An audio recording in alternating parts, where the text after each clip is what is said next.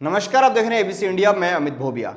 दोस्तों, इजराइल और फिलिस्तीन के बीच में युद्ध विराम लग चुका है, यानी युद्ध अब रुक चुका है।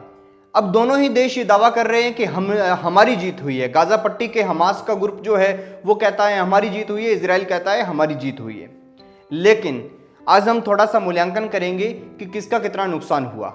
तो आपको बता दें कि पिछले 11 दिनों में गाजा पर इजराइल की बमबारी से 232 फिलिस्तीनी मारे गए, जिसमें 65 बच्चे और 3 दर्जन से ज्यादा महिलाएं शामिल हैं। वहीं हमास के रॉकेट हमले में 2 इजरायली सैनिकों समेत 12 लोगों की मौत हुई है।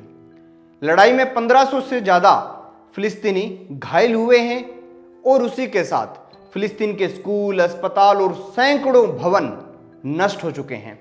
वहीं इजराइल में हमास ने सैकड़ों रॉकेट दागे, जिससे कई रॉकेट्स को बाहर ही रोक लिया गया आयरन डोम की वजह से, और कई रॉकेट जो हैं उन्होंने इजराइल के कुछ लोगों को जख्मी किया है। करीब 100 के करीब लोग हैं जो इजराइल के लोग जख्मी हैं और भर्ती हैं हॉस्पिटल में, उनका इलाज चल रहा है।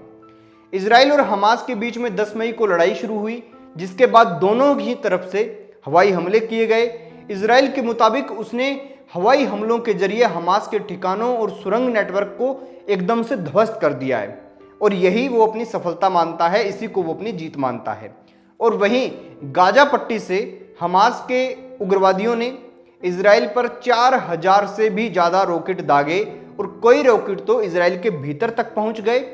लेकिन वहां पर गनीमत यह रही कि इजराइल का जो आयरन डोम हवाई प्रतिरक्षा सिस्टम है उसने हमास के रॉकेट्स को हवा में ही नष्ट कर दिया। और इसी के साथ दोस्तों, जीत मुझे लगता है मानवता की हुई है, ना इजराइल की हुई और ना ही फिलिस्तीन की हुई, क्योंकि दोनों ही युद्ध में उतारू थे और बहुत बड़ी स्तर पर गोला बारूद फेंका गया, लाखों लोगों के घर बर्बाद कर दिए गए।